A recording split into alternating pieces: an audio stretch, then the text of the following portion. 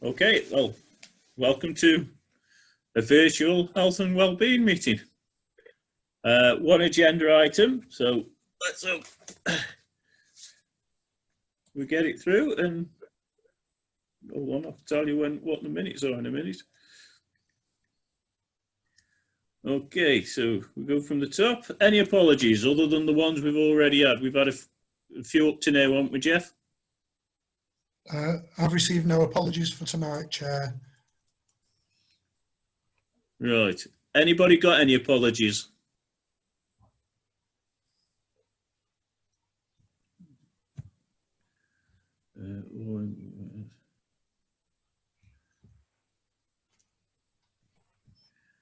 Okay.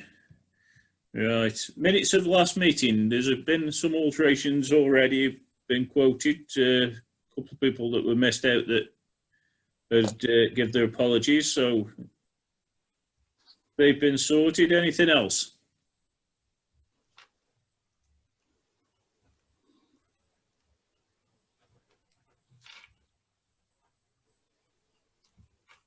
Anybody?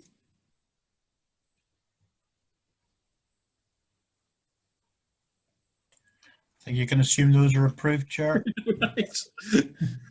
Speak to me. I'm happy to move the minutes if you'd like someone to move the minutes, Chair. That's it. That's all right then. That's it. Right, we're on. Right. Happy to second them, Chair. Okay. Right. So, first agenda and the only agenda is when I get to it. Item number 4.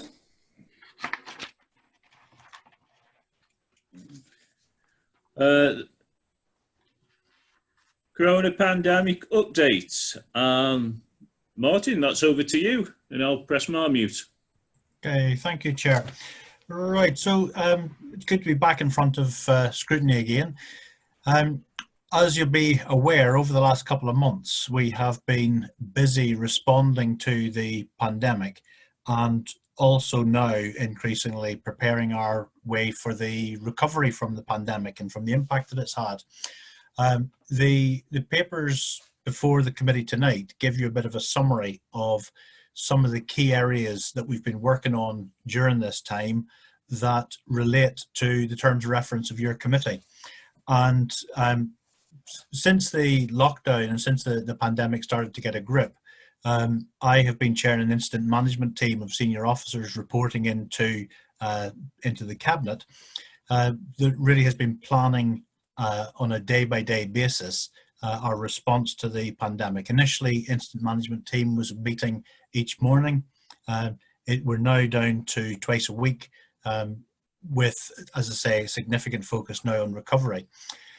In terms of the work of this committee, I think you'll probably all be aware from the briefings that I've sent out to members at various points during this, there's been a considerable effort gone into protecting vulnerable citizens. There's been a lot of work done around homelessness and in particular the housing of rough sleepers.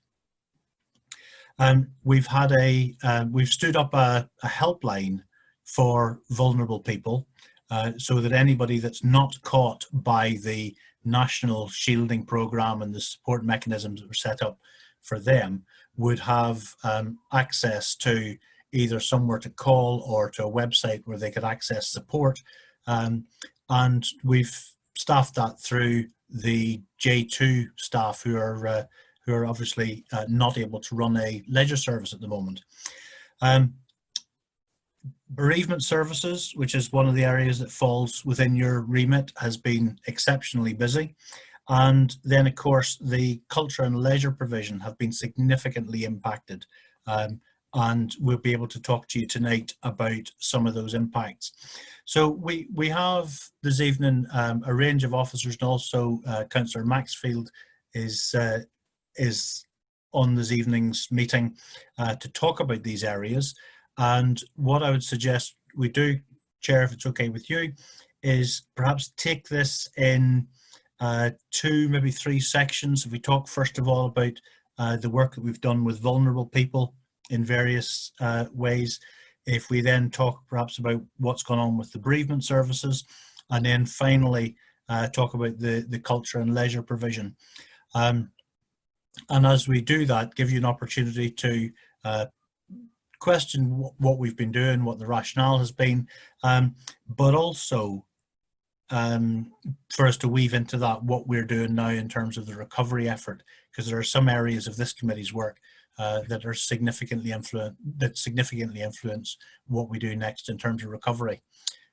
So if that suits committee as an approach, I think what I'd do is ask Simon Mack in the first instance and his team to talk about the work that we've done around vulnerability.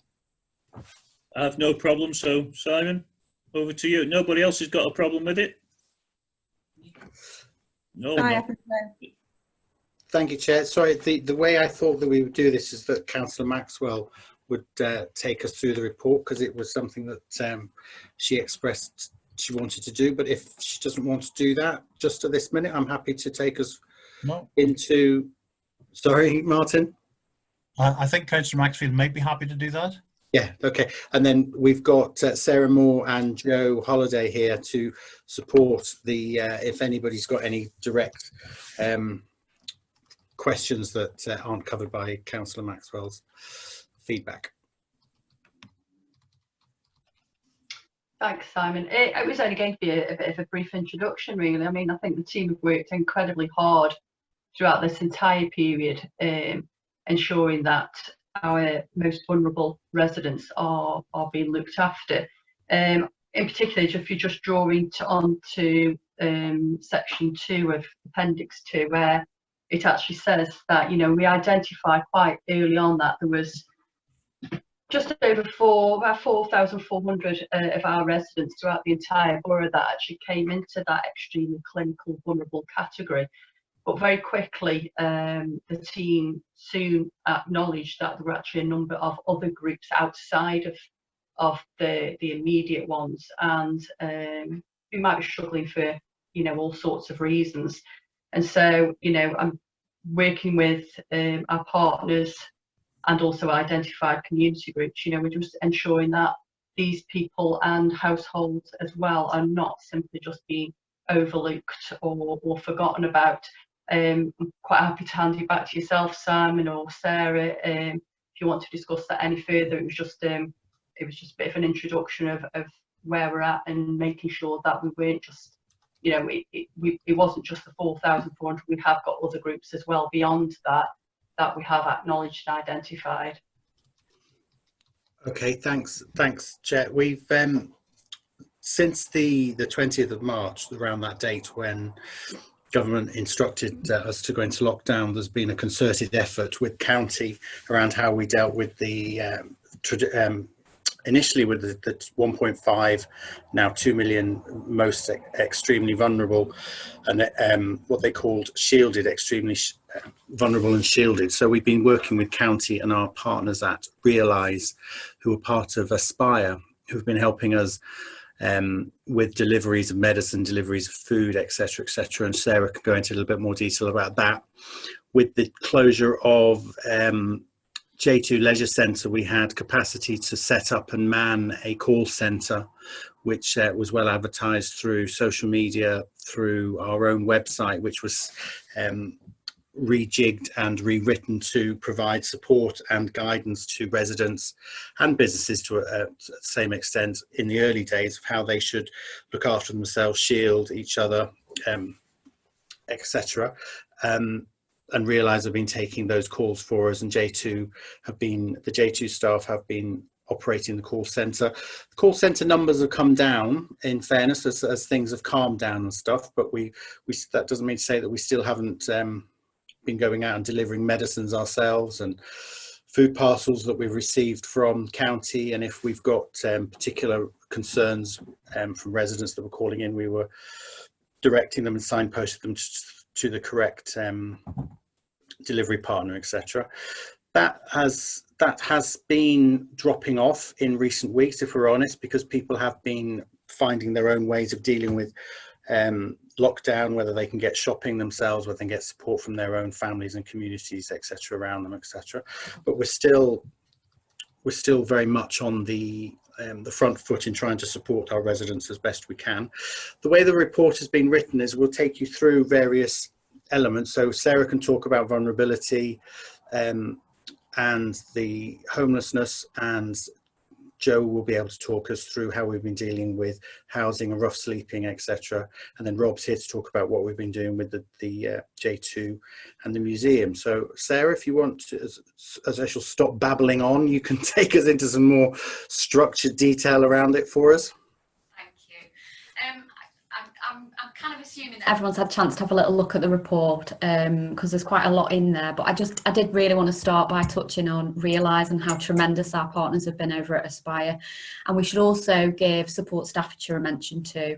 So when the challenge first of all came to us from the County Council, I think it's really important to say Realise and Aspire didn't shy away. They have got direct contact with 8,500 of their customers that live in our area straight away, so that straight away was helpful to us because we could assume reasonably that many of our more vulnerable residents may be in their customer base. Realise have done this without any payment, I think it's fair to say as well, and the same for Support Staffordshire. So Support Staffordshire have led the response with the voluntary sector around trying to galvanise community volunteers and matchmaking effectively community volunteers and community groups up with people in need in our communities. And that's notwithstanding there's a lot of groups out there, and I noticed that Councillor Gardner's on the meeting with us this evening, and I know Councillor Gardner, you've been heavily involved in the work that's been up at Chesterton, so there's lots of stuff that we'll perhaps talk about today that perhaps won't give credit to some of those established groups that have very quickly galvanised what they're doing, and that's not to discredit any of that at all. Obviously only all the bits that we can really focus on and talk about are the bits that Realise and other partners have picked up for us. I think it's important to say as well, from the Borough Council's perspective, we put a considerable resource into this, as Simon's already alluded to. Robin from the partnerships team has gone over to work with Realise around some of that lower level vulnerability work with the matchmaking with support staffs. The J2 team as well have been doing great guns. We've had folk volunteering all over the place because they've not been able to do their ordinary day jobs. We've had folk that have gone in and done shopping, volunteering with shopping for people in need who've been isolating, for example. We've also had members of staff that have gone out and done pharmacy deliveries and dog walking and all sorts of things that ordinarily, you know, the council wouldn't necessarily pick up, but it's been really important that we've supported some of those people that have been most in need over the last 10 weeks or so. I don't know if anyone's got any questions on Realise and the work that they've been doing, establishing the website there before I move on. Just give anyone a chance to ask anything I've missed. Yeah, Councillor Gardner. Yes, I've just had some interaction with Realise with some of our more difficult cases, and they've been very, very good and very, very positive. And I've just sort of trusted that they've had help, because we've got a lot of queries from outside of Chesterton in the early days. And yeah, so I thought, you know, it has been good, and the work with support staffs as Lisa Haynes and Edwards, you know, have just been really good, and good relationships with everyone. I do express some concern of the heavy reliance on volunteers, and ensuring that these voluntary groups in these areas don't themselves become depleted and exhausted. And that is just one concern I have, that there is a really heavy dependence on voluntary groups rather than a good social care system. And I know that's outside of our remit as a district council in a way, but that is just a thing that we've been discussing in our local group. I think that's a really good point, and just to give you some sort of clarity around that, and there's some assurances really that it hasn't gone amiss. We have picked that up with county colleagues, because what we've realised over the last few months is that actually all the stuff that we've been talking about for the last 2 to 3 years around, you'll be familiar with the concept of the place-based approach, is exactly what has happened quite organically actually over the last few weeks, because this is about communities helping communities and people helping people. So something that we're trying to influence back with our county colleagues is how this how the future of this looks, I guess, and how we might be able to influence some of the commissioning streams in the future, because community development is something that unfortunately for all manner of reasons has been, you know, not forgotten, but it hasn't had the investment that perhaps we would have liked. But I think it's certainly shown over the last few weeks that it's something that can be picked up and should be supported for the future. Hence the importance of the relationships that we've got with Support Staffordshire, because that's the infrastructure to support the voluntary sector and community sector. Not to say that the community and voluntary sector should be doing everything. And again, that's a message we've cascaded back up the food chain. But it's something we are all really aware of and we're fiercely championing, I think, at the moment. Councillor Moffat, do you want to say what you typed? I can do, yeah. First of all, I just wanted to congratulate actually all of the officers and the partners in the way that they've managed over a really difficult period. I think the borough's done itself proud. I think the communities have been amazing. I'd really like to see them continue to be empowered. So Sarah, I'm very happy to hear you thinking ahead about actually making sure that there's some resilience for those community groups as well.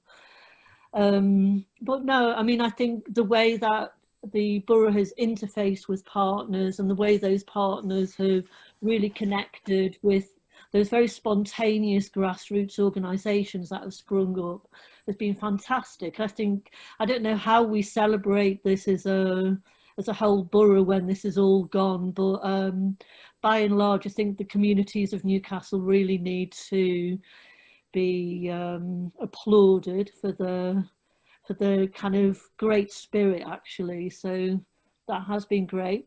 I echo Councillor Gardner's concern about volunteer fatigue, but I'm also aware that there'll be a huge number of people when things begin to change and get back to whatever normal means, who will feel bereft of a purpose. So we need to anticipate ways of being able to keep their involvement kind of fresh, and you know, it's great for well-being to volunteer.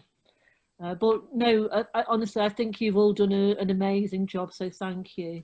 But I think it's important to just recognise that we wouldn't have been able to do as great a job if it weren't for everybody else that's out there. So our communities have really stepped up. The voluntary sector have been absolutely amazing. And I have to say, I mean, your area, just looking at your area, Audley, the parish councils, town and parish councils have been splendid. I mean, it's not made it easy. Obviously, it's not been an easy process, but it's been so helpful that we've had that infrastructure with which to, you know, share out the burden. Well, the burden is the wrong word, the load really, as to the challenge, because it's been a hell of a challenge. There's been a lot of people that have been affected and a lot of people have come forward in need. And we will continue, I think, to find people as this evolves, really. Just picking up on your point, though, earlier around sort of the levels of need, it's important just to say about the arrangements that we've got. So our usual daily business at the council is our vulnerability hub and our MARAC process.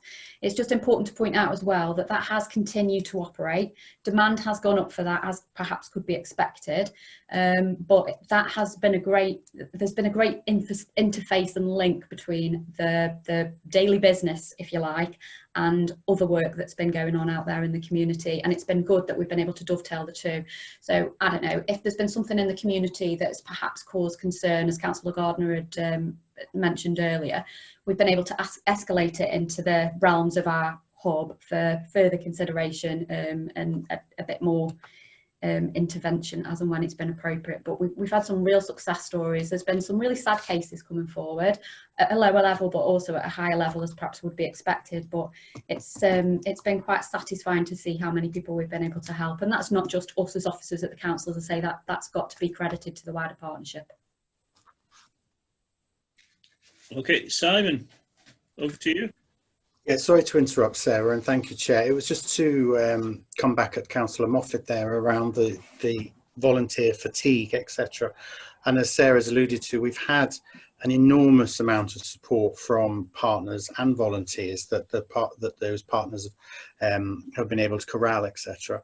And it will be a shame if we didn't take that effort and goodwill forward. And that's part of the, I don't want to use the word trick, but that is part of the trick that we need to do next. And you're right that the support that some people have, some residents have received from us, ourselves and partners, has taken them through this and has given them a lot of support and comfort. And we should recognise that and not just walk away straight as soon as we lockdown is, whenever that may be, released, that we just walk away and go, well, thank you very much, that was nice to play, and I hope you all get on very well without us, etc.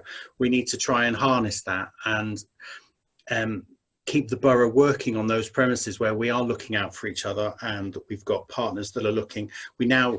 We've got a great data source of who needs help, where help is needed, etc. And we can really start to target and focus our effort going forward, so that those people that have struggled through this aren't left behind, because they were left behind before this, and that we shouldn't allow that to happen. So it's just to come back to you and hope for. We don't have a plan yet because we don't know when it's going to come out, if I'm honest, when we're going to come out of this, but it is an aspiration that we should try and maintain the effort that we've achieved, and just continue to enhance and embrace the community spirit that has been out there for the last 3 months. It would be awful if we just turn the brakes off and switch the lights out and we didn't see any of that going forward. So it was just, well, and we can always come back to this, you know, after this is all, and look back and make sure that we've taken it forward. Thanks, Chair. Councillor Northcott. Thanks, Chair. Yeah, Thank right. you, Chair. Good evening, everybody. Excellent work. I echo what others have said about the work that's being done. We need to be clear with our communication, though, that there are vulnerable people who will be still living under, and their eyes will be under lockdown conditions. It's important that we get the message out there that the volunteers are still needed, that everything hasn't all returned back to normal when everybody goes back to work. Because I guess everybody's volunteered for whatever reason that they have for volunteering, whether it's a community spirited one or whether it's a feel good factor for actually getting involved with this. But everybody will have their reasons for doing it. And equally, if we're not communicating with these people on at least a weekly basis, that the need is still there, they will be assuming that everything's been taken up by other parties. So it's critical that, in my view, that we hammer that message home and make sure that everybody is kept in touch, whether it's from the Realise Foundation or whether it's the smaller community hubs that we've been dealing with. Particularly, I've had that issue in the rural area where there's been an upsurge of people that have quite adequately catered for people of need in their area, but they've asked me how long this is likely to go on for. Which we all don't know, but obviously the ones that are in shielding risk need to be factored in that little bit longer in terms of the national programme that's been rolled out at the moment. So I just want to make sure that isn't missed in the mix and that we get that message out there that volunteers are still critical to this process. Thank you, Chair. Councillor Gardner, if you'd like to.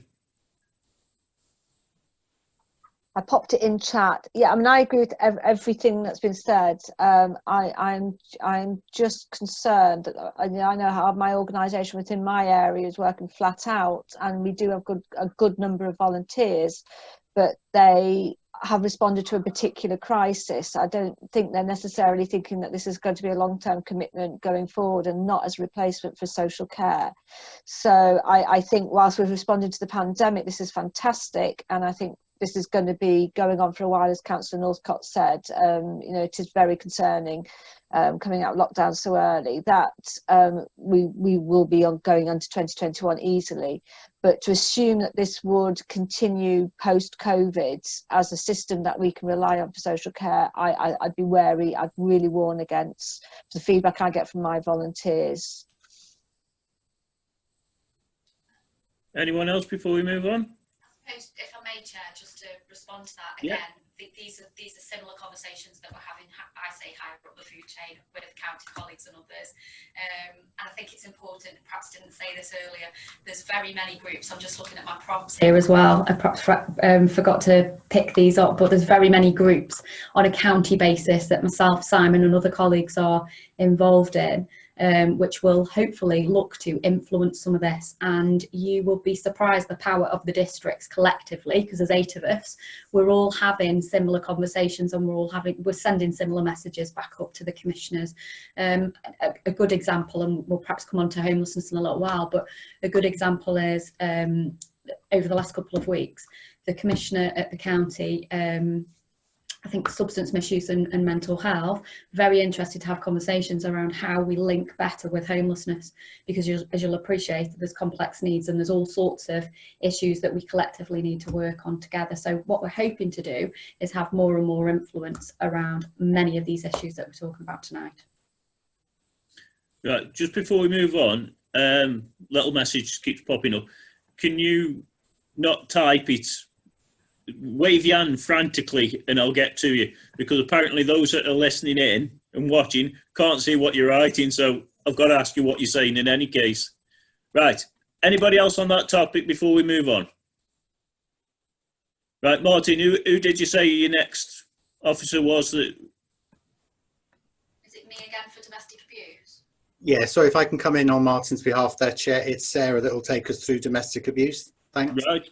Right now, I know Councillor Gardner will have questions on this, so you don't need to wave too frantically. I'm ready. Okay, there's you will have probably seen already in the report.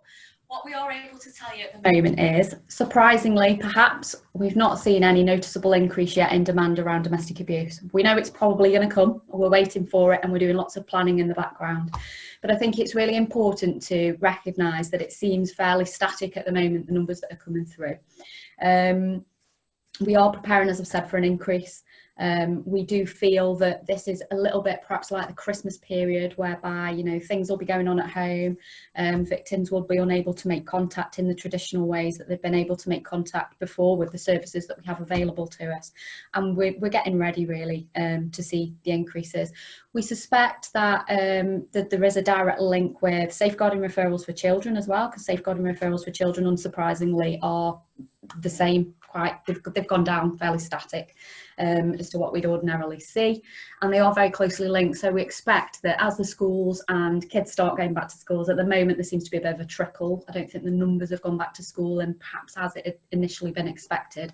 But as we start to see more school attendances and school attendances increasing, we think that we're going to start seeing more safeguarding referrals and more calls for assistance as well around domestic abuse, because kids will naturally make disclosures, teachers and other workers will see stuff, and that's sort of how the ball will get rolling, we think. It's fair to say as well that the MARAC, so that's the multi-agency risk assessment conference that we have and we facilitate on a weekly basis with partners, continues to meet with various multi-agency partners.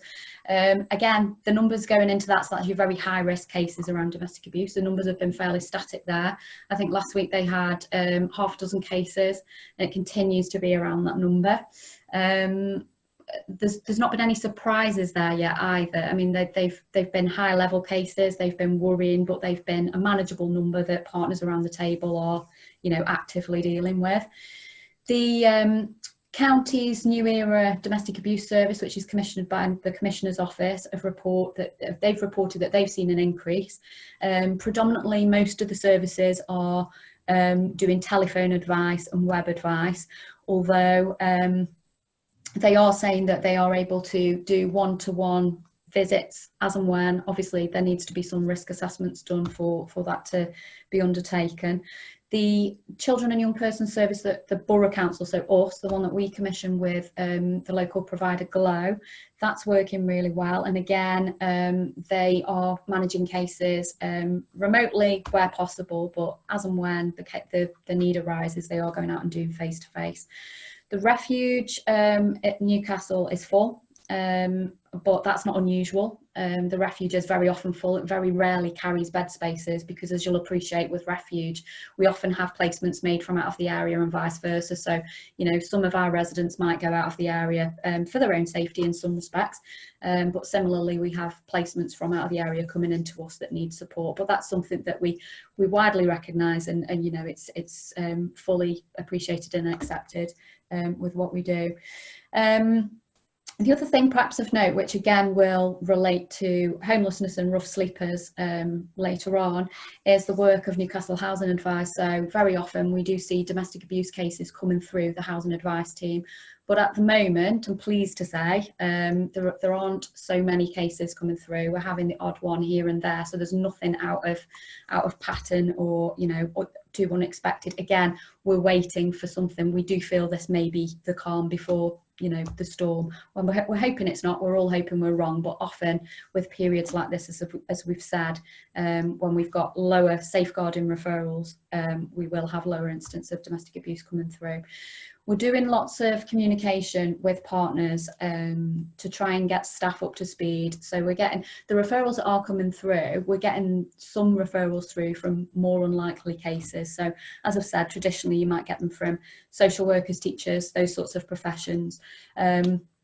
We are getting other stuff through now from voluntary groups and from, you know, some of our refuge collectors have been really helpful for just unlikely sources, I think it's fair to say. But that's good, and that's something that we should absolutely encourage, because that's the way we keep people safe, isn't it? From that information and intelligence that comes through, so that we can look at those concerns and make sure we are keeping people safe to the best of our abilities. We've also been doing some communications around domestic abuse and around available helplines through our social media and communications channels. There has been a county-wide campaign. We've not been doing anything locally as such, because what we haven't wanted to do is give any mixed messages. Now, I'm sure folk will have their own opinions on that, but I think it's because it's now a county-wide commission service, it's hard and difficult to do anything with more of a local flavour, because we wouldn't want to deviate from anything that's happening already. I'm not sure what else I can add there at that point, but happy to take any questions. Councillor Maxfield, you were the first one to use your electronic hand, so. Oh, thank you. Yeah, I just really, I was going to add to, but then Sarah very coherently put it all together, so she kind of stole my thunder a bit, really.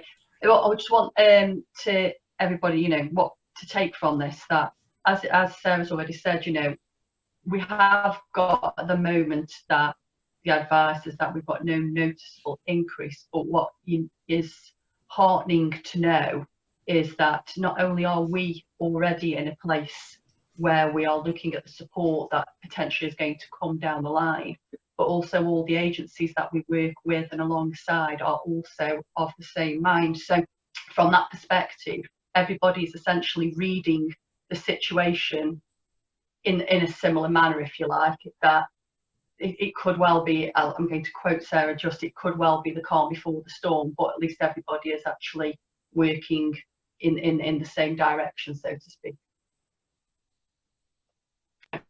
Yeah. Thank you. Yeah, I think it's fair to say as well, when we talk to our partners on a county footprint, they are all giving us similar feedback. So one of the meetings that I attended this morning, that we were talking about the lower than anticipated referrals that are coming through, and the conversation was very much around how they can maximise their resource, their available resource, because they're not going to have any more resource, but what they're going to be able to do is, like we've done with the COVID responses, use their resource potentially in a different way. So there were conversations ongoing this morning which I thought was really helpful around how they get more people into the front line as to when it's needed, that we can use them in a different way to respond to people that come and present in need, because it's going to be a different need. So yeah, it is just one really to be aware of. Councillor Gardner. You've gone mute.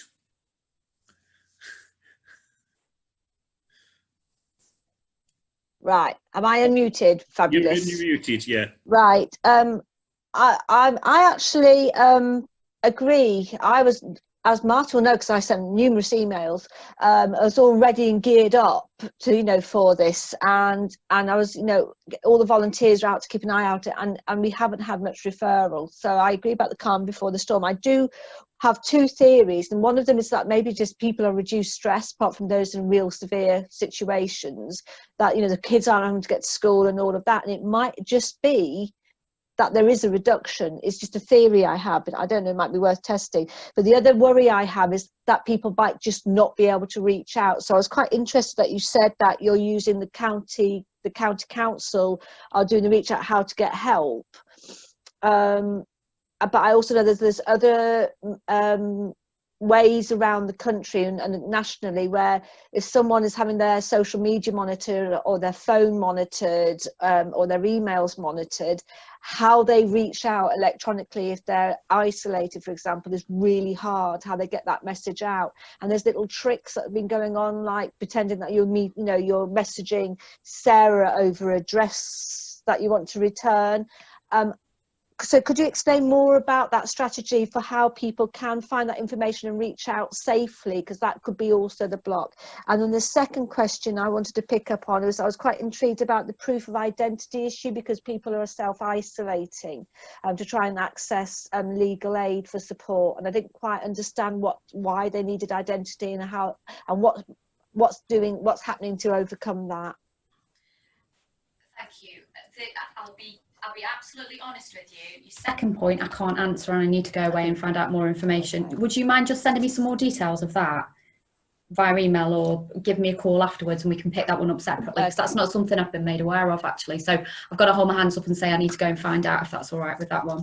In terms of reaching out safely, though, the New Era contract, which is commissioned by the Commissioner's Office and all of the other local charities, the third sector organisations that we work with, so that's in our area Glow, but there's also Women's Aid, as you know, Pathfinder and others, have all got ways of safely making contact, and on all of their websites there are ways that you can do that, where you can, there's like the hidey buttons. I haven't got any examples to show you, I'm not techie enough, but if I were techie enough I'd be able to pull a few up on the screen and impress that some of those things are available. They're already available, and they're all methods of contact that they do publicise quite widely. I've seen quite a lot of stuff myself on Facebook and Instagram that they've been putting out. Pathway, not Pathfinder.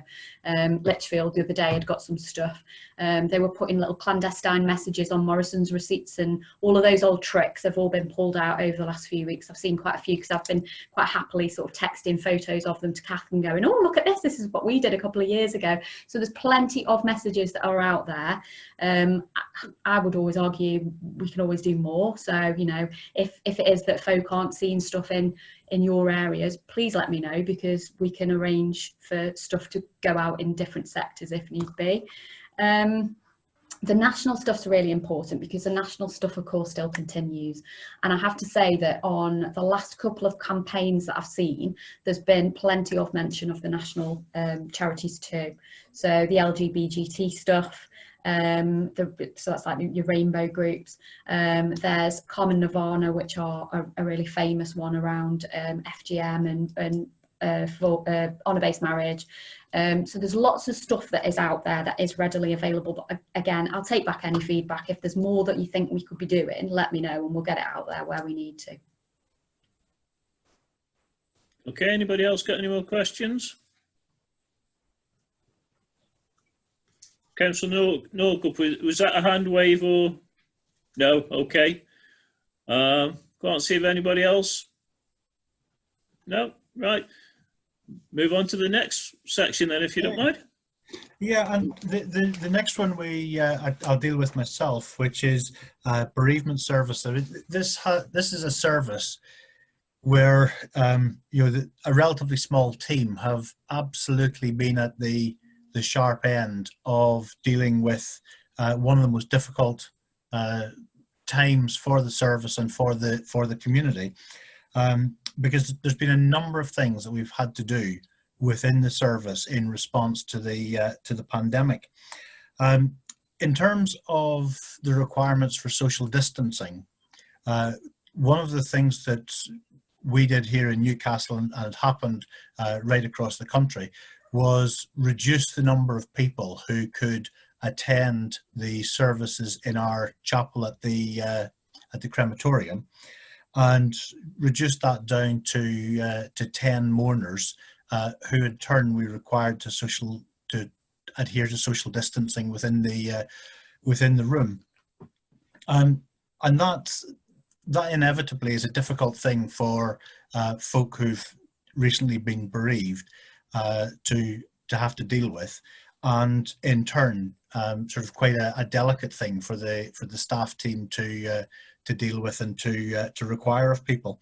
That was probably the first significant change that we introduced.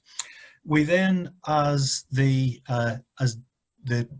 volume of work increased within that service, we also, again at the crematorium, had to reduce, and you'll know this from your briefings, had to reduce the funeral length or the service length by 10 minutes, dropping down to a half-hour service for a cremation.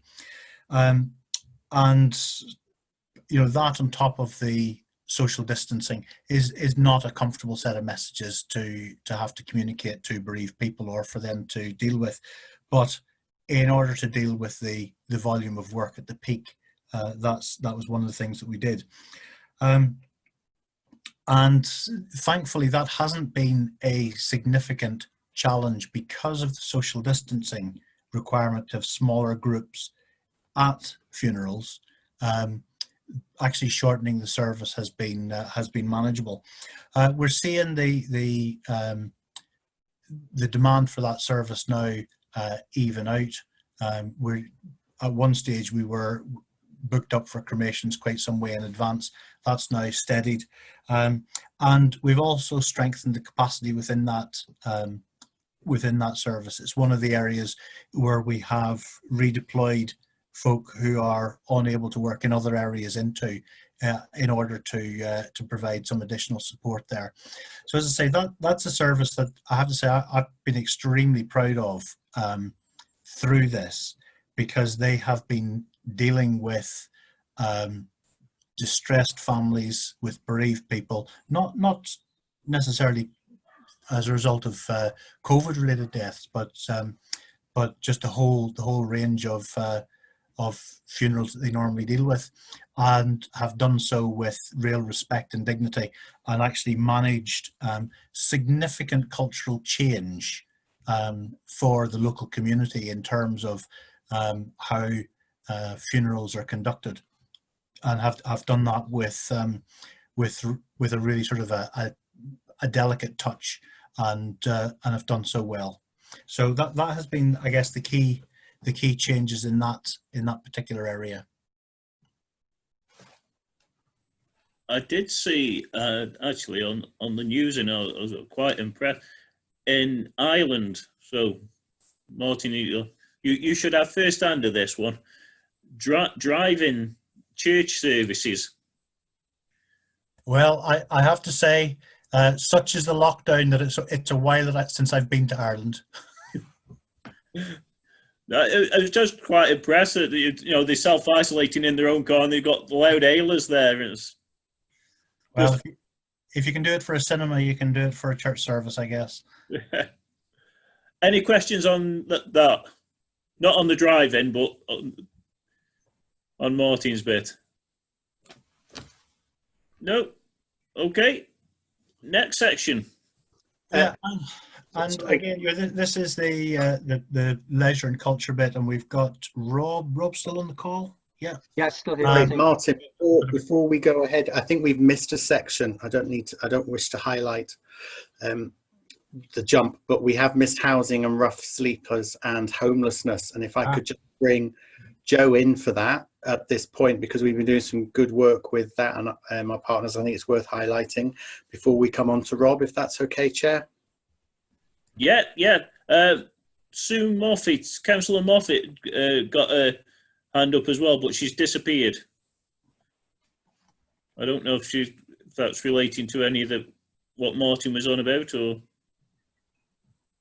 Can you unmute Councillor Moffat? There we go. Sorry, I was just going to feedback from Martin's report around the funeral services. Sadly, I've had a number of local people who have lost loved ones, but so many people have said how sad it is, but also how well it's been managed, that the live links, etc., have been really welcome. And again, I just think in very difficult circumstances, it's worthwhile just passing on feedback from the ground, as it were, that despite the difficulties, people have really appreciated the efforts that have been made. Thank you. That'll be really appreciated by the team. Okay, is that anybody else want to quick on Martin's bit? Can't see any hands. Right, Simon, then over to you. Sorry, Chair, I think I'm going to come in if that's all right. Oh, right, yeah. Sorry, thank you. So yeah, just to give a bit of background to the committee about the position with housing. So obviously we've stopped in the first instance doing a lot of the proactive home inspections, and we've switched to responding to customer needs. So a lot of the work we've been doing is obviously dealing with emergency requests, and whether that be homelessness, housing disrepair, just general advice about housing. What we have found is that in a lot of circumstances we've been able to assist customers over the telephone, online, or by them emailing in. So whereas normally we would have received a phone call from a vulnerable person, gone out to the home and sat in the home and talked to them, we've been doing a lot of that over the telephone. Most customers have emailed in photographs of any disrepair problems they've got and any problems that they've had with the landlord. So we have arranged several repairs to people's homes with contractors that have been willing to go in and do emergency repairs while the household stay out of that space in the house. So we're quite pleased that that side in terms of repairs have been fine in terms of the immediate time being. In terms of kind of volume of inquiries and stuff, we have found an increase in empty homes referrals. Obviously everyone in the first few days sat at home looking out the window, and they've looked at that empty house opposite them. They might not have had any inkling to ring the council for the past year or so when it was empty, but because they've been sat at home not working, they have rang in. And again, we've been able to continue with empty homes work, doing a lot of work over the telephone. So that side's progressed very well. In terms of support for disabled people, that's been a lot more difficult because obviously the whole nature of disabled people is they tend to have health problems, and a lot of them are shielding because of clinical health problems. We have in some instances done some minor works, but a lot of that work now is being doing specifications for work and design work, so that once the customer is either well enough or able to distance themselves, that contractors can start to go in. The County Council, in terms of they're in charge of the Disabled Facilities Grant contract, they'd made alterations to the way in which we pay the main contractor, Millbrook Healthcare, so that they can do all this work up front, receive some payment for it, so that there was a cash flow and some commitment in the system for repairs. Then we come to the more difficult part in terms of homelessness and rough sleeping. Both these topics, both these have seen an increase in customers. We have had a challenge, I'll say, to find suitable accommodation for particularly rough sleepers. In terms of household homelessness, it's a bit like Sarah explained in terms of domestic violence. We haven't seen a massive increase. We have been able to accommodate families by just general move on into Aspire properties as emergency lets, and the temporary accommodation has been used, but it hasn't been to the extent that we've struggled. In terms of rough sleepers, we immediately put in place some emergency measures to get contracts with accommodation and support providers to make sure that there was no rough sleeper on the streets, in line with the government advice. It has been challenging. Every local authority's had to do the same thing. Main hotels closed at the start of lockdown because obviously they hadn't got the customers. They were only prioritising NHS referrals. As things progressed, we took steps then to contract with a company called Open Doors. We use them. They're a charity local to Newcastle, and they opened a 7-bedroom temporary accommodation unit just for rough sleepers with support. And I think it's fair to say that's been quite crucial really in terms of helping rough sleepers. We've also appointed a rough sleeper outreach worker. She started early on in the lockdown, and again that's been quite critical to making that link to the rough sleepers to get them support and accommodation to move them on. So lots of things going on. Lots of that still continues, so we are still expecting a spike in homelessness to come as evictions start to go through the court process. You know, families start to fall out, people lose their jobs perhaps. There will be more homelessness as we go on in the future months, and again we expect rough sleeping to continue to be a key area that we need to provide support for. So that's a very quick overview. If you want to take any questions or discuss anything in more detail. Councillor Maxfield, you were one that put the electronic hand up. Somebody else did, but I didn't see the name. Thanks, Chair. Thanks, Joe. Councillor Before anybody starts sort of asking questions or anything else, can I just, from my position here on this side of the screen, just say a massive thank you and commend all the staff that have been involved with this, because throughout this entirety of from the lockdown period to date, the service is continued at full operation with all staff, and not just from the homelessness and housing options, but also for the rough sleeper team as well. And as Joe says, it has been challenging. It will still remain challenging, and the future is yet to be set. But just well done to everybody. I just want to say that before anybody comes to you. So thank you. Councillor Cooper. Thank you very much, Chair. Helen, it was brought to council on how many rough sleepers we had last time before COVID came in. Has that increased within Newcastle since then? Because since COVID's come in, I think we only had about 4, didn't we, before COVID? So how many has it gone up to since the COVID's appeared? Thank you. Shall I answer that, Chair? Is that okay? Yeah. Yes. Yes.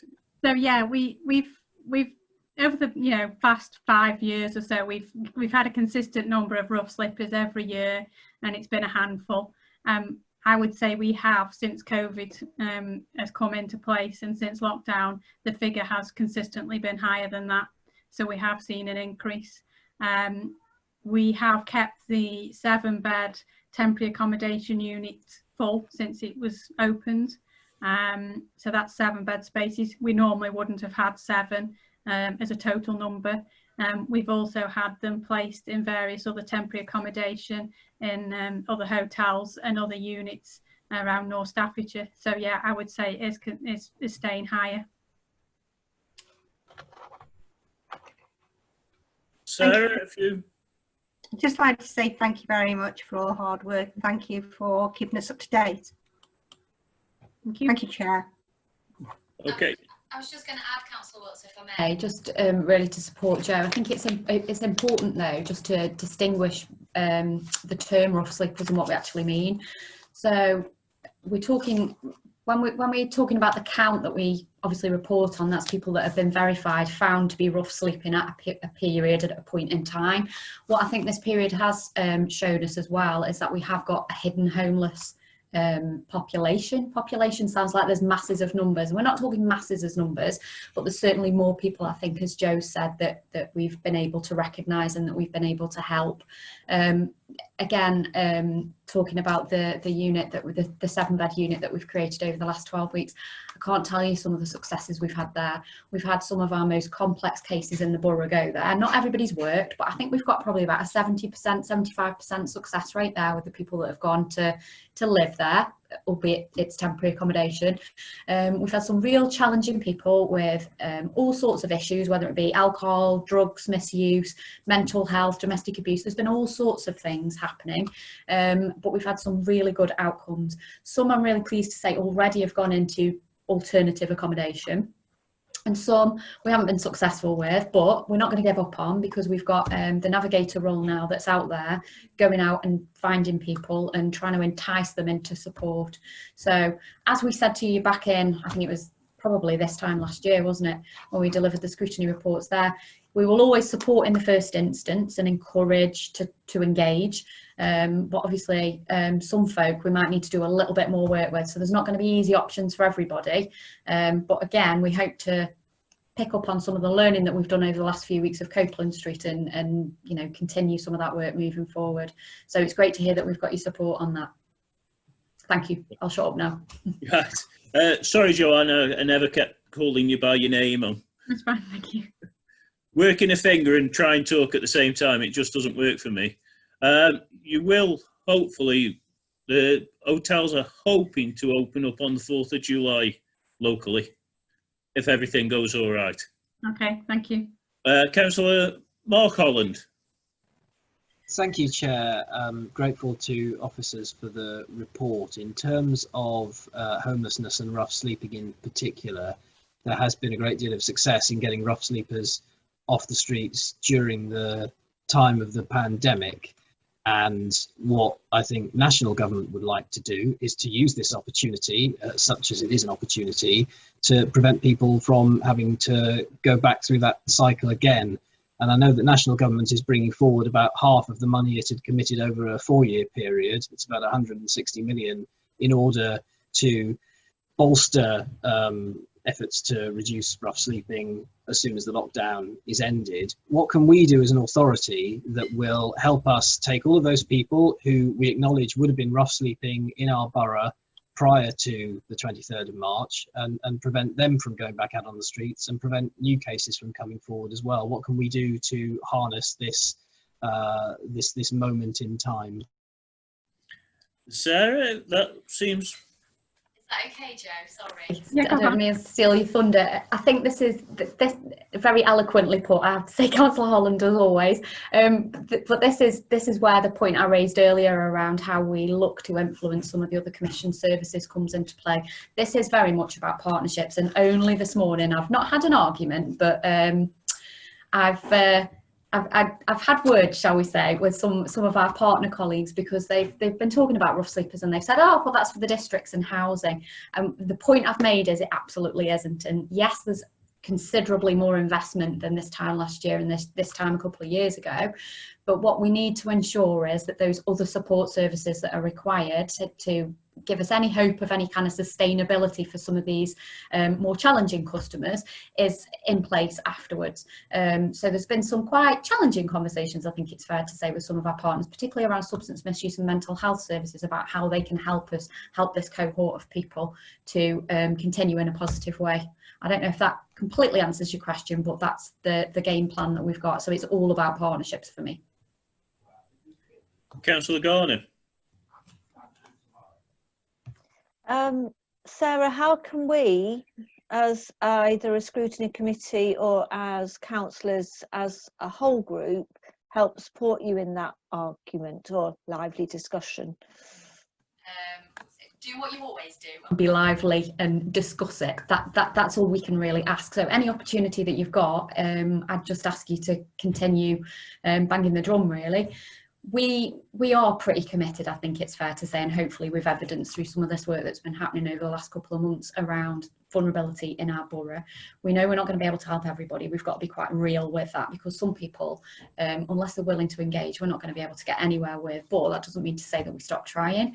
So the ask really of you guys is, I suppose, understanding some of the complexities of some of the people that we're working with, and helping to champion with other partners their involvement and their contributions to this, because it's very much a collaborative approach, I would suggest. So if we have any opportunities to influence, whether it be government office around, you know, finance and funding and expenditure that's coming into the borough, that would be fantastic. But on a very local level, if we've got any influence over county colleagues, or, you know, the Commissioner's office, or anywhere else, then that would be great too. So, you know, everybody can help with that. Sometimes it's just about the messages that are sent back out to our public, our residents. And me, I'm a proud borough resident, as I hope you all know. I don't like to see it when somebody looks like they need help and they haven't got it, but I can assure you that it's there, and we are trying to work together to ensure that it gets to those that are willing to accept it. Councillor Maxfield was no. No, Chair, I didn't enact my electronic hand. Oh, right. Somebody did, and I forgot. Obviously, I've gone and forgot who they were. Councillor Moffat has her hand up. Councillor Moffat. There you are then. Councillor Moffat. Sorry, Duck. I just want to echo Sarah's kind of call for collaboration and not competition. I think we need to look at organising a kind of a mosaic of partnerships that are able to work together to put in for bigger bids, rather than everybody chasing after small amounts of money. It's great news that the government is bringing forward funding around homelessness, but we need to get our act together in order to be able to take full advantage of that. And once this lockdown weirdness is finished, I think it would be great to have a look at those third sector NGO organisations, as well as statutory bodies, who can put something really exciting together to build on what's been achieved during lockdown. Okay, anybody else got anything on the homeless and this particular subject? No. Okay. Sorry, which officer's next? We're going to bring in Rob Foster now, Chair, if that's all right, and he can talk around what we've been doing with J2 in the museum in the interim, and what our plans are taking us forward. Okay then, Rob, it's over to you. Thank you, Chair. Yeah, the Jubilee 2 closed on the 20th of March, in line with the government's instruction for leisure centres. That was a bit of a shock to the you know, to the staff and the sector as a whole. Since then, we've started to get some information out about exercise at home, and also developing some online content. And actually, we do our first live stream this Wednesday lunchtime for a stretch and fitness class is going out this Wednesday. We've redeployed a number of staff. You've heard we've staffed the helpline. We've also had a member of staff seconded to the CREM. And we've also had some staff trained, although I don't believe they've been used in waste services. More recently, we've just furloughed 38 of the staff at Jubilee 2 as well. We've also cracked on and looked at different aspects of the buildings. So we've had Morgan Sindall back looking at the roofing repairs. And we've also reset what the work that we were doing to refurbish the aqua sauna. Clearly, with social distancing, you know, we need to reevaluate what we will do with that space for when the centre reopens. the government's ambition is that the leisure centres can start to be reopened. That's the gym and the dry side. So for us, the studio side can start to reopen from the 4th of July. So we're following all the guidance and getting a lot of plans in place in relation to that. Lifting lockdown is going to cause us some issues, particularly around social distancing and making sure that visitors comply with those social distancing rules. So we have a recovery plan well under development, and that can also be used, or aspects of that can be used for other council facilities. Do you want me to go on to the Brampton, or pause for questions at this point, Chair? Has anybody got any questions for Robert at the moment? What he's just said? Mark Holland. Councillor Holland, sorry. That's okay. Thank you, Chair. In terms of Jubilee 2, do our officers have confidence that the necessary measures to be, I suppose, what they call COVID secure, do we expect them to be ready in time for the 4th of July? And as a broader issue, when those staff who have been repurposed to other parts of the organisation have to return to the front line at Jubilee 2, will that leave a shortfall in the other services that we've made available to help deal with the pandemic? Thank you, Councillor Holland. An excellent question. What we're anticipating doing is opening the centre on a phased basis. So not all the facilities will open at once.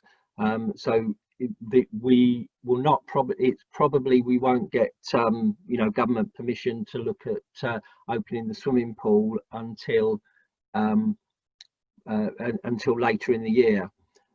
So we are concentrating at this point in time in reopening the gym and reopening the studios.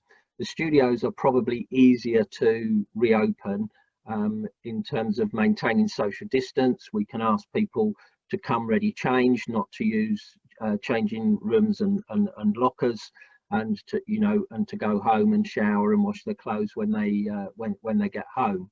Obviously, we can't do that for swimming.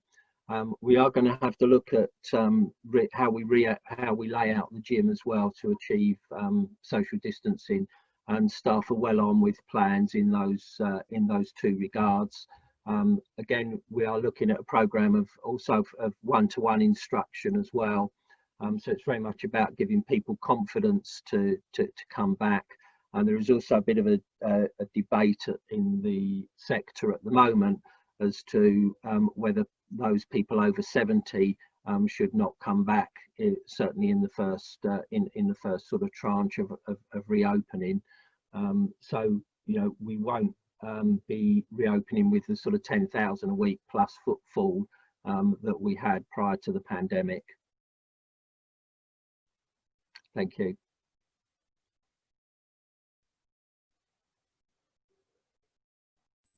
Right, you might as well carry on then, Robert. Okay, moving on to Brampton Museum.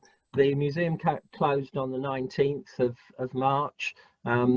What we've been focusing on since then, I think members will be aware that it's a small, mainly or exclusively part-time staff that run the museum.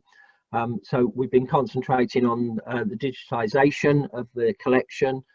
So we have about 34,000 items in the collection.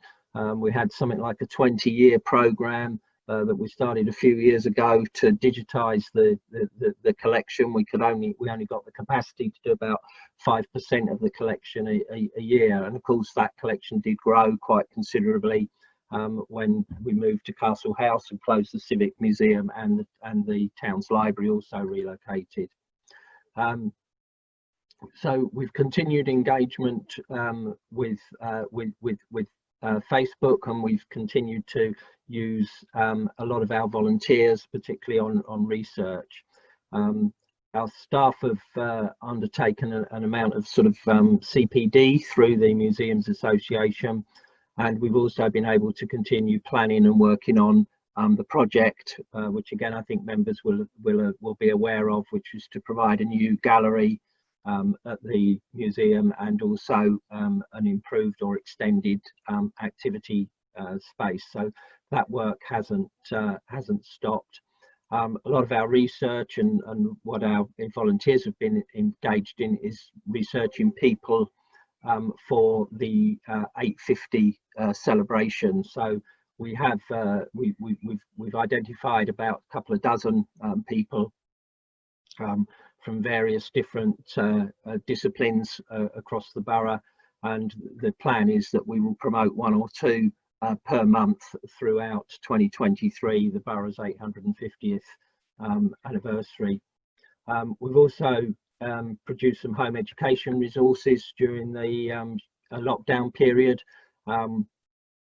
Members will be aware 12th of May was the 200th anniversary of Florence Nightingale, and we put because we couldn't do our celebration in the museum that was planned, we put an education outreach workshops that were available through our Facebook page. As I said, plans for the new gallery, new craft space, and development of off-site at Lancaster Buildings through a shop unit for when we were for when we closed for refurbishment works has also continued to be planned. And we've started to look at contracts for local artists and for them to display both within that shop unit and in the lead up to that with some online content while we're still in sort of a lockdown type of situation. We've also put on free printable crafts that have been available on our Facebook page as well. So quite a lot of work on the museum, very different way of working, a very different way of working for staff as well. And they've managed to keep, you know, to keep the work going and to keep the communication going through their Zoom meetings and the engagement, particularly with volunteers, but also with the wider community. Thank you. Anyone, any questions for that? No, don't look like it, unless we've all froze. Right. If I can come in, Chair, just before we move on to Parks and Open Spaces, which is the next issue on the agenda, if we could just continue with Rob to talk about community centres, so then we can, as much as we enjoy listening to Rob, that's Rob parked, and then we can move on to other colleagues. Thanks, Simon. Yeah, it's quite briefly on community centres. We've provided them with quite a bit of advice since the announcement of closure. The main support that we've been able to give them is around obtaining the business grant support. So we've worked with colleagues in finance in order to both provide them information and to get their applications in for that. And I understand in most cases now money has got through to the community centres through that business grant support. And so again, you know, as we get as we get further announcements about you know, about reopening and unlocking the centres, we're having individual conversations with them. Perhaps most prevalent at the moment is Chesterton Community Centre, where we're in advanced discussions with the nursery about reopening as with the early years, you know, as they provide early years provision there. Thank you. Okay, any questions on that? No. Okay, Parks. Yeah, I'll pick that up, Chair, if I may. Throughout the lockdown, there's been aspects of the parks that have been out of bounds, as it were, closed off, and that's been the play areas and any play equipment and gym equipment that's in the parks. But the parks themselves have remained open, and I have to say, I'm sure colleagues that have been around the parks will have seen that they've been quite well used during this time, with people taking their daily exercise. Initially, we moved staff who were involved in the grounds maintenance off to support the waste collection service, and reduced some of the non-essential maintenance.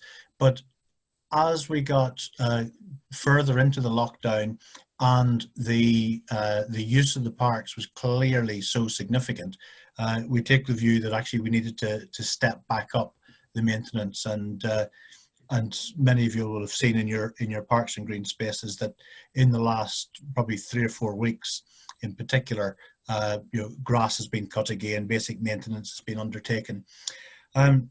Initially, I think it's fair to say that closing the play areas was not universally respected, and some of the initial attempts had to be strengthened with locks and such like to really get across the message that these play areas really were out of bounds.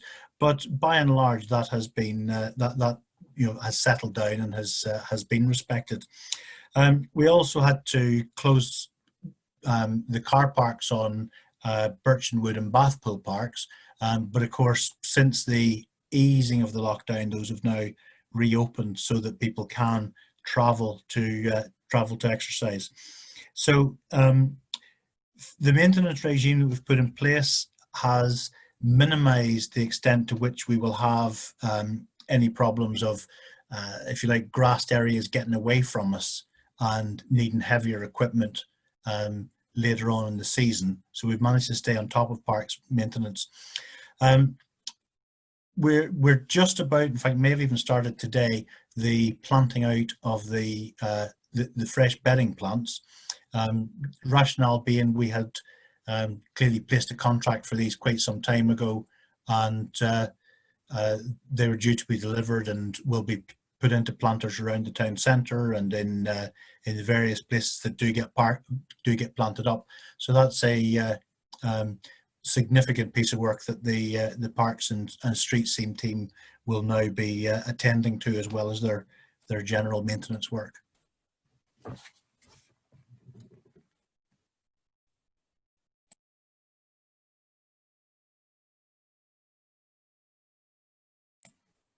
Any questions on that? Have we lost Mr. Chairman? I think we might have lost Mr. Chairman. Julie, you're up. Oh, thank you. Right, Martin, Street Scene. We're hearing a lot about people travelling away, going up into different areas, but we're also hearing about the waste that they're leaving around. Mm-hmm. We have tools with travellers leaving poo and whatever. Because we've got no toilets open at these places that they're going to, people are just literally, are they still leaving the litter in our area? Is it a nationwide thing, or have we got little pockets where it's happening in ours? Where we're going out on day trips and we've got no public toilets open anywhere. So what happens then? Yeah, I think in the main, the sort of problems that you've seen reported on television and the media have been in areas where there's significant significant tourist destinations, and Merlins, for example, and the Roaches have had some particular instances of that. I don't think we have really any of our parks that would be major tourist attractions on a regional or national basis in the way that some of the national parks are.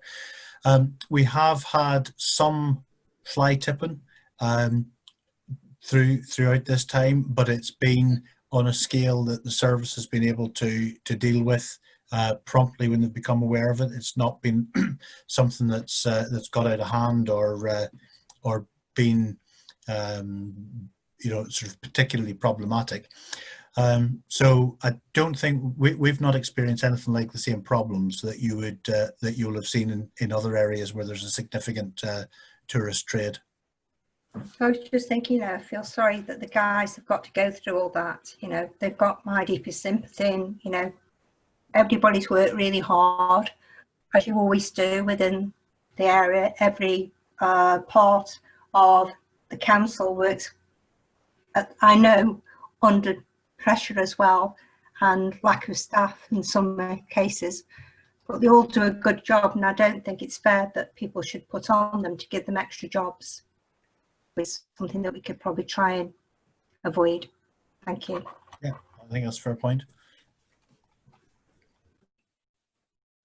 I think Councillor Gardner wants to ask a question.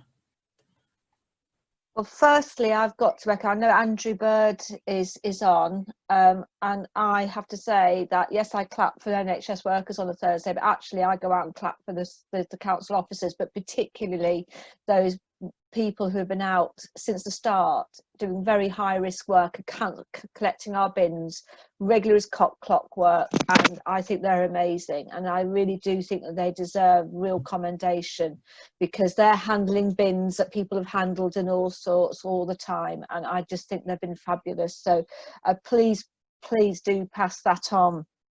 Two quick questions.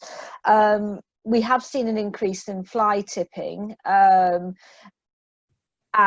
it has been dealt with but we do have a situation that when it's fly tipping on the road, we have this link with highways, and it's not necessarily a smooth working as to when it gets reported to try and get, who's responsible, and getting highways to involve with it, particularly now that staff council and highways, you can't ring them up, and even our council officers have had problems trying to get through, and have really tried hard. Is there any way that we can do a better joined up working? I think Andrew is probably much closer to this than I am on that. As I understand it, the issue is if the fly tipping's on the highway, it becomes an obstruction, and then becomes county's role to deal with, and obviously we try and work as closely as we can to coordinate our efforts to do that. Andrew, did you want to? Yeah, thank you, Martin. Yeah, I mean, effectively, if fly tipping actually occurs on any highway, because we are classed effectively as the litter authority, it really becomes our responsibility. It's only in exceptional circumstances would it be the county council's responsibility to move fly tip material in those instances, and it tends to be large sort of criminal activities, to be honest, where that would happen. So we've had a few instances of those over the last few years. What we have done, certainly while the household waste sites were closed, the county council did usefully supply their staff from those sites to clear a number of fly tip jobs, both in Newcastle and actually over the whole of the county, and that to be honest worked really well. So what we're hoping is that now we've sort of made those workable links, that actually we can work more closely with them and resolve some of these other problems. If that helps. It wasn't a criticism as such, other than it is something that I've encountered before, and I encountered again with Bells Hollow being blocked off. And it was just a way of trying to prompt that there does need to be a bit more of seamless interaction. So if by this, as Councillor Holland really, this moment in time, as he puts it, with all its horrible aspects, from this we can learn and develop those better links going forward, that is fantastic. So I'm glad that's happening. And then just finally, very quick comment about the value of green spaces. Many of us have been involved in fighting to keep green spaces in our wards and our areas from developments when councils under pressure of small funds are trying to sell off what they've got to stop the gap, and then we've now seen that the green spaces are so valuable, and that we need to be investing in them as green spaces, and particularly maybe considering things like outdoor gyms, because COVID-19 is going to go away in the short term. And and it won't be the first, and it isn't the first, and it won't be the last. So and so I just have one question about outdoor gyms, which I'm quite keen on from our last meeting that we had. But have they been closed off as well because of the handling? Yeah. Yeah, the outdoor gyms were closed down alongside any other play equipment, and under the current guidance will remain out of bounds. Sorry, and if I can just come in on that, Councillor Gardner, one of the things we were thinking about extending the reach of the Jubilee 2 offer to the communities and residents was to try and do some outside activities, whether that be Tai Chi or exercise classes outside, maybe in the town centres, but also in the parks around the area and stuff. But with COVID, that all got stopped. But there are definitely, it is a suggestion that we are working on, and hopefully we can do something post-COVID, but I just don't know when that's going to be at the moment, but it's definitely something we're thinking about.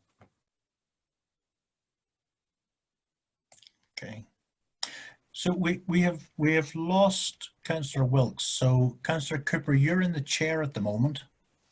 Okay, thank you very much. I was just going to say thank you very much, Simon. It was my idea to do Tai Chi in the parks and one or two things which I'm hoping we can carry on with. I've gone on to page on our minutes. I've gone to Staffordshire County Council coronavirus. If I could possibly help, Chair, the last item that we had on the report was the well-being of the officers and the members, which I know I'm not going to throw Martin under the bus here and stuff, but he's been working on that very hard, and that would be the conclusion of the report if we perhaps go to that, Martin. Sorry. Yeah, quite happy to do that. So Can I ask a question first before we do? I know it's probably the last one on the agenda, but I'm very interested in our shops that we've got in Clues Walks. They're very small.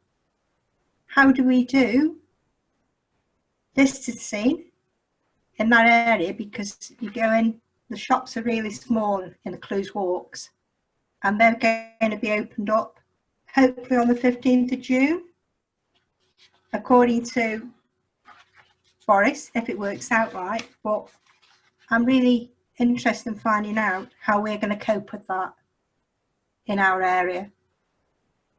right, Knowing that these small places.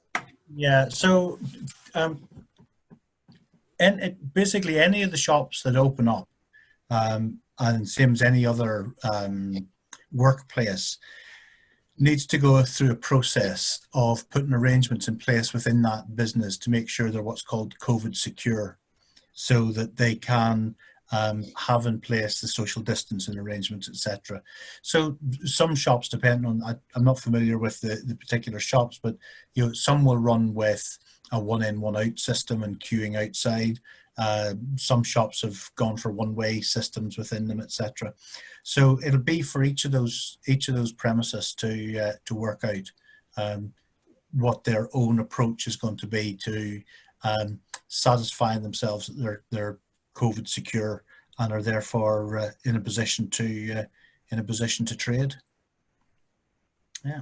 Is there anything, if they don't work within the, is there anything we can say if they don't work within the idea that they should do? Well, not doing the social.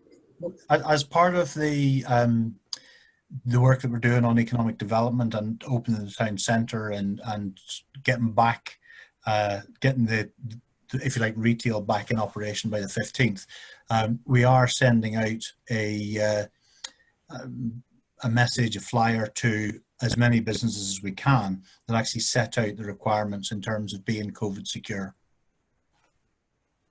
Okay, thank you. Okay. Sorry, Simon. It was just to reiterate what Martin was just saying there. We're working in readiness to get the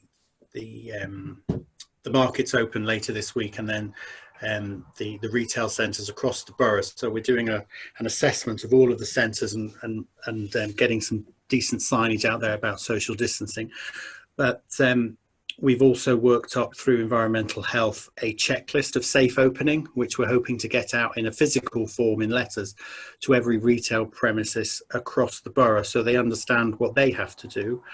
But I don't think we should underestimate the behaviour of the general public now, who have already gotten used to social distancing when they're shopping. They're used to queuing now. If you go into any supermarket, there are signs on the floor and people are keeping their distance from each other and stuff. So I think a combination of our efforts along with the proprietors of all the shops, but also let's not underestimate the common sense that will be out there with the social distancing with the customers in each of the shops.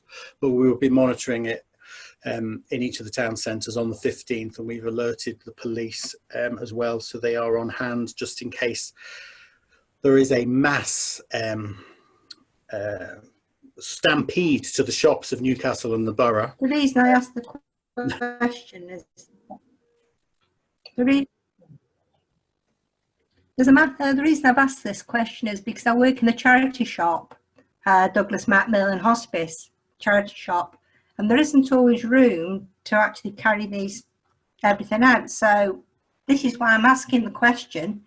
When I actually go back, if I go back on the 15th of June, you know, where do we go from there? That's why I'm asking this particular question before I actually go back into work.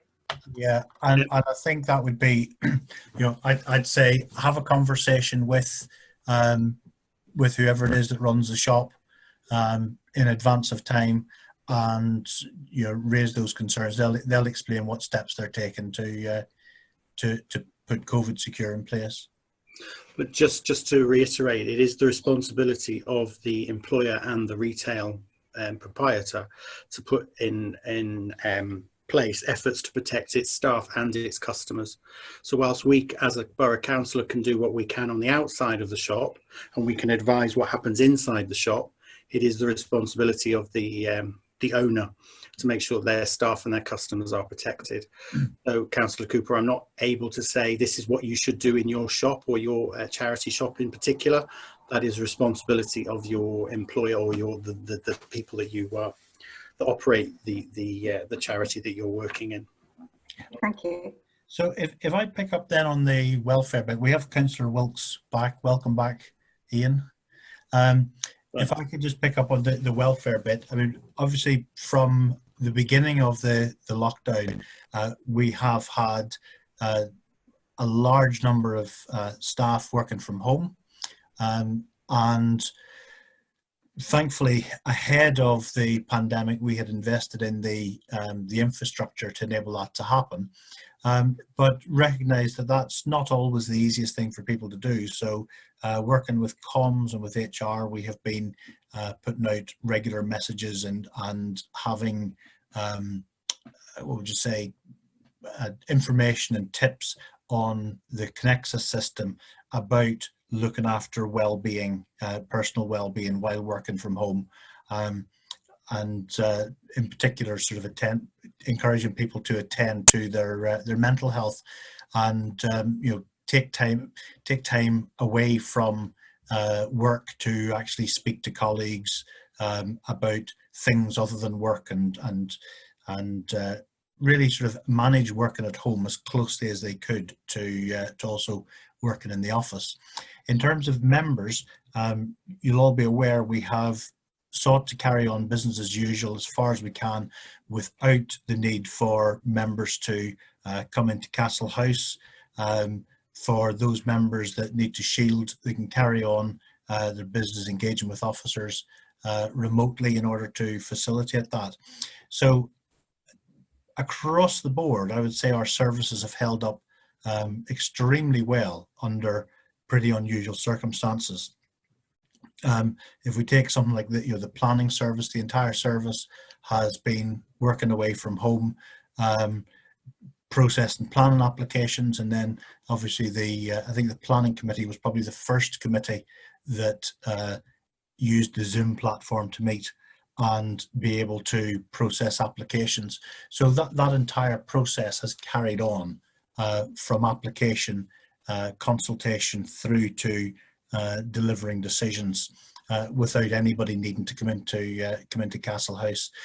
As we look to opening up, we're now involved extensively in making sure that we have still got social distancing arrangements in place in our offices, that we have risk assessments, etc., in place for staff who aren't office based, who are perhaps working outside or working in vehicles, so that they can also have their well-being protected as we come out of this this particular period. Councillor Gardner, did you have a question for me? You're on mute. Right, yeah, right. A couple of things, and I'm reading through, it looks like you've really done this very well. I note from my own workplace, and I'm as guilty of this as everybody, that people aren't booking holidays because they feel like they need to be on all the time, and because maybe they're being a bit more flexible with their working, and to try and ensure that people do take their holiday time, and that is also coordinated, so that, you know, so I don't know if staff are booking the holidays or not. The other thing is Zoom overload and non-screen time is really quite important. I know, for example, I suffered very badly from severe headaches for quite a few weeks until I did the walk away. So that was really 2 points. And the third point is, when you do move back to working within the office, are you planning on continuing a hybrid approach? I know people working from home a lot already beforehand, but issues of hot desking needs to be looked at, and also, or banned, and the hybrid approach where people can still work from home and you can still do this online conferencing process, even if people are some in the office, some aren't. Yeah, in terms of that latter point, as we move back in, I think it'll be the expectation is that we would be phasing people back in to office accommodation gently, and I guess most of you won't have been in Castlehouse recently, but in preparation we have identified desks that won't be used so that there is good social distancing in place. And what we've asked each team to do is prepare a plan to step up their services to get back to normal work and practice. Now, I think what has probably happened through this is some people who've perhaps been more skeptical about working from home have found that it's probably more effective than they had thought it would be. So I expect that we will probably see some growth in that, in working from home generally, as a result of this, not just in the council, but I think nationally, because a lot of people have discovered that actually, you know, you can do an awful lot on Zoom and you can do an awful lot on Teams and not have to travel to meetings that you otherwise would have done. In terms of annual leave, we've tried to encourage people who've got leave booked to continue to take it, because just because you're working at home and then might have to, you're on lockdown, so therefore can't do much other than be at home in your week's holiday, it's still extremely important for people to get time away from the pressure of work and actually take some time out. So we've been encouraging people to do that.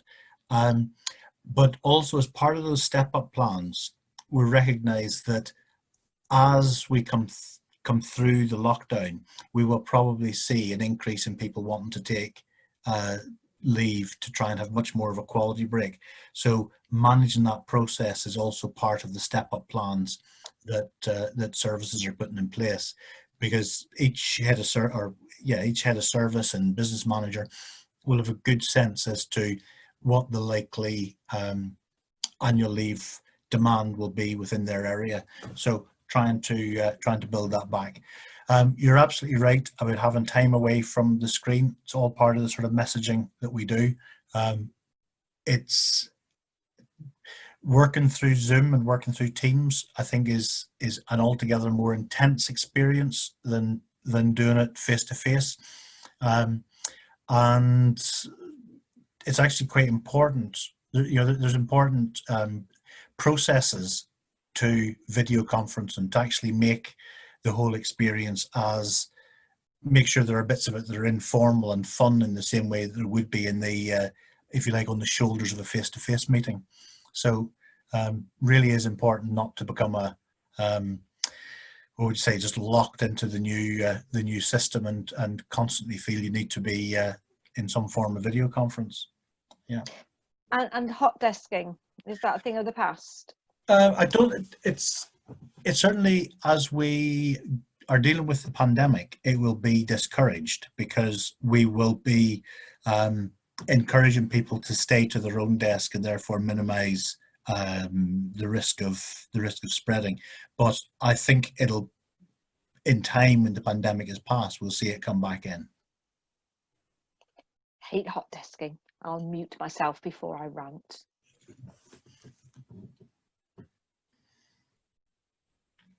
So, Chair, I think that is our full update for this evening. Right, sorry, I disappeared on you. It's technical problems. I tell you, Julie, you ran it, so it was all right while I was out, and everything else there.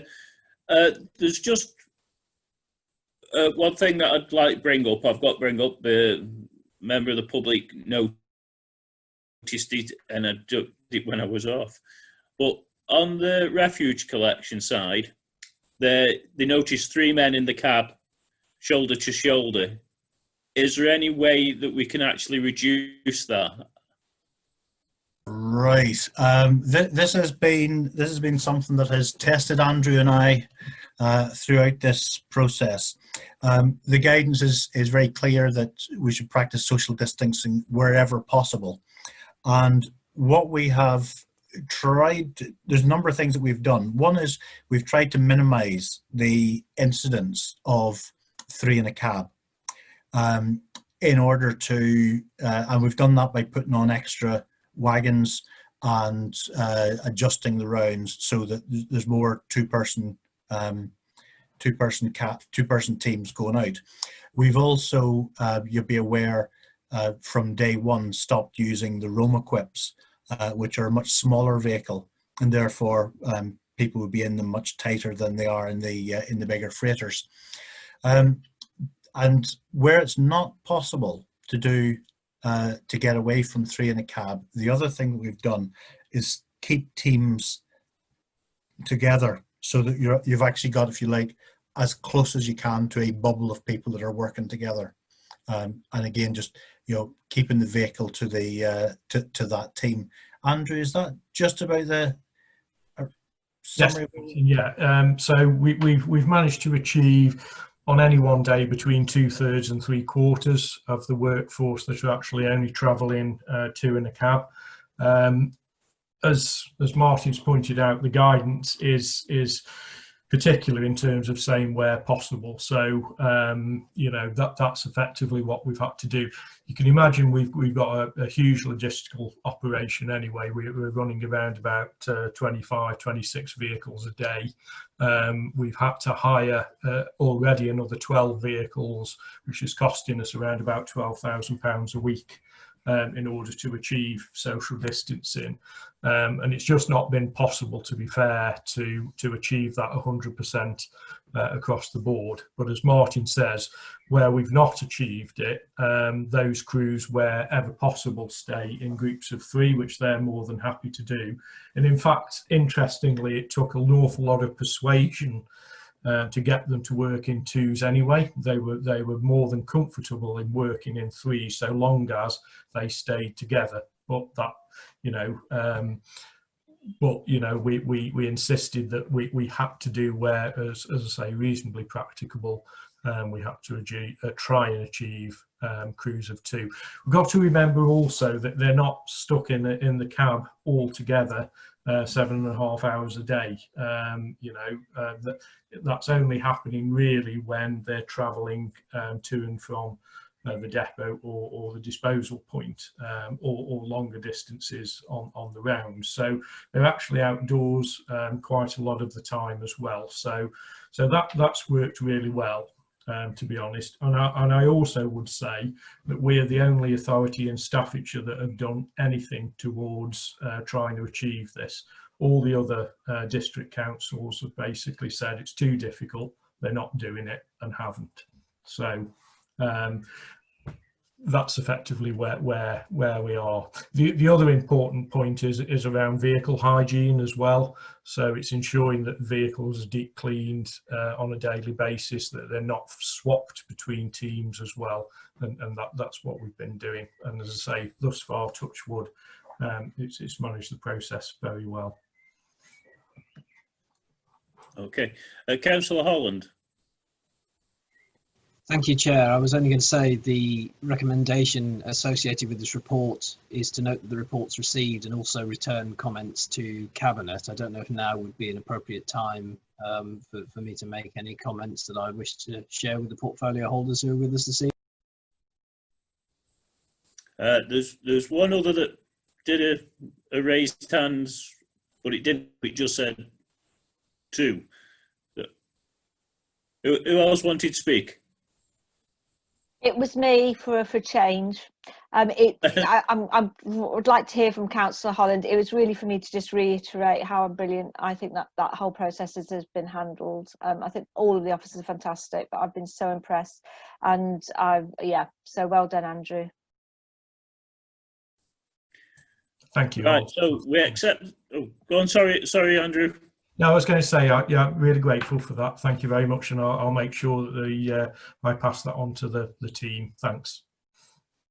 Right.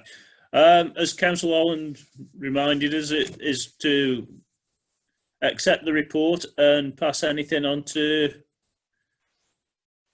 Who are we passing it on to, Councillor Owen? You just committee, whatever. Yeah. So we accept the reports. All in agreement? Yep, okay, yeah, that'll do. Any comment you want to pass on to Cabinet? Councillor Holland. Thank you, Chair. I would echo the comments of Councillor Gardner, and earlier in the meeting those of Councillor Moffat, praising the real good work that's been done by officers and by the executive throughout the pandemic. We've heard a couple of things within the service areas covered by this scrutiny committee that will be interesting to learn more about in the future. We've heard a little bit about what we hope to be able to do as a result of the changes and the innovations that have been made during the pandemic, particularly in regards to rough sleeping and associating with the vulnerable residents, the way that we interact and our partners interact with those very vulnerable residents in our borough. Would the Cabinet members here tonight commit to bringing before this committee in the future a lessons learned report charting some of the progress that we've made on those issues that have been raised by members of this committee tonight?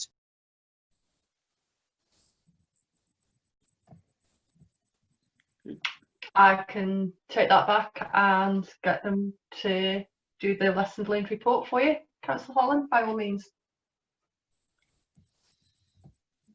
Councillor Gardner, yeah, and on one other query to the Cabinet, is there any way that we can do some, I keep saying it, but again with Sarah's team as well and Joe, is there any way we can do some sort of commendation for the work that you've all done in very difficult times? I don't know if there's anything that we can do. I know it might seem trite, but I just think there should be some formal acknowledgements. I think when this is all over, I think that there will be all sorts of things that we'll need to do. I can imagine, we will do stuff to celebrate the efforts that staff have done, to celebrate the work of volunteers. It's probably too early to contemplate that just yet, because there remains an enormous amount still to do. But it's certainly very much in our thinking as to how we do celebrate what's been achieved and acknowledge what's been achieved. Well, I dare say, on behalf of the committee, we appreciate everything that has been done. I did have flash up Councillor Burgess wanted to speak, but I can't see her on here. No, Councillor Burgess is in the public gallery, so she's wouldn't be able to speak.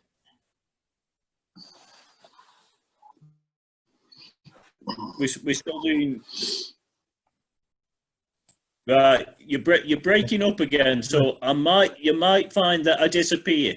Okay. So I'll do, well, we'll get that passed to Cabinet if we're all in agreement. Julia, be prepared to take over again. Anything else before before I disappear unwillingly? I think we're probably done, Chair. I think I've probably done. Yeah, yeah. I'd like a couple of reports eventually to come back, which was the domestic abuse and also the parks, how they've been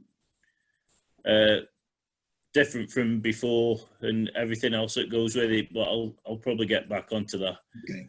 Right. So let's call the virtual meeting to an end.